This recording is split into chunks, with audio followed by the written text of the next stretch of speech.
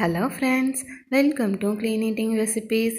இன்றைக்கி நம்ம சேனலில் ஸ்டஃப்டு மிளகாய் பஜ்ஜி எப்படி செய்கிறதுன்னு தான் பார்க்க போகிறோம்.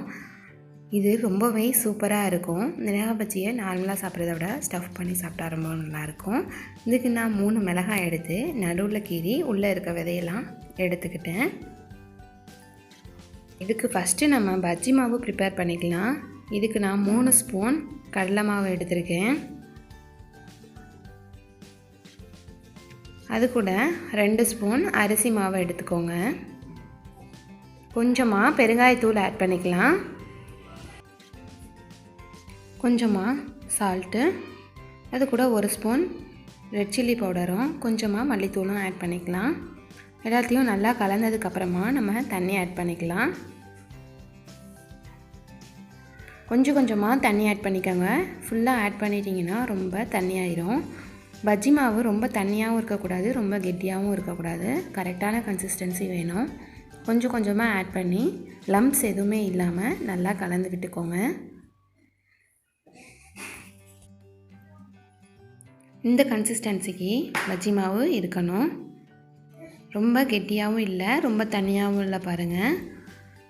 இப்போ இதுக்கு நம்ம ஸ்டஃபிங் ரெடி பண்ணிக்கலாம்.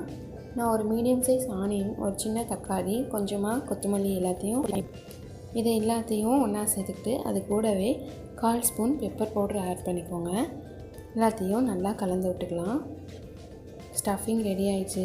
இப்போ நம்ம பஜ்ஜி ப்ரிப்பேர் பண்ண போகிறோம். மிளகாயை பஜ்ஜி மாவில் டிப் பண்ணி ஃபுல்லாக கோட்டிங் கொடுத்துட்டு நம்ம ஆயிலில் போட்டு ஃப்ரை பண்ணி வேண்டியதான்.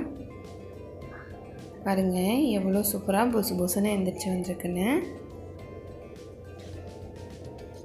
லோ ஃப்ளேம்லேயே போட்டு பபிள்ஸ் எல்லாம் அடங்கினதுக்கப்புறமா நம்ம பிளேட்டுக்கு ட்ரான்ஸ்ஃபர் பண்ணியாச்சு. அவ்வளோதான். இப்போ நம்ம இதுக்குள்ளே ஸ்டஃபிங் எல்லாத்தையும் வச்சிடலாம். ஃபைனலாக எல்லாத்துலேயும் கொஞ்சம் கொஞ்சமாக லெமன் போட்டுக்கலாம். ரொம்பவே சூப்பராக ஸ்டஃப்டு மிளகாய் பஜ்ஜி ரெடி ஆயிடுச்சு.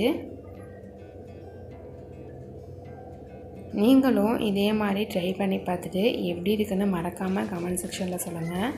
ஈவினிங் டைமில் இந்த மாதிரி செஞ்சு டீ குடிக்கும் போது ரொம்பவே சூப்பராக இருக்கும். கண்டிப்பாக நீங்களும் இதை உங்கள் வீட்டில் ட்ரை பண்ணி பார்த்துட்டு எப்படி இருக்குன்னு கமெண்ட் செக்ஷனில் கமெண்ட் பண்ணுங்கள்.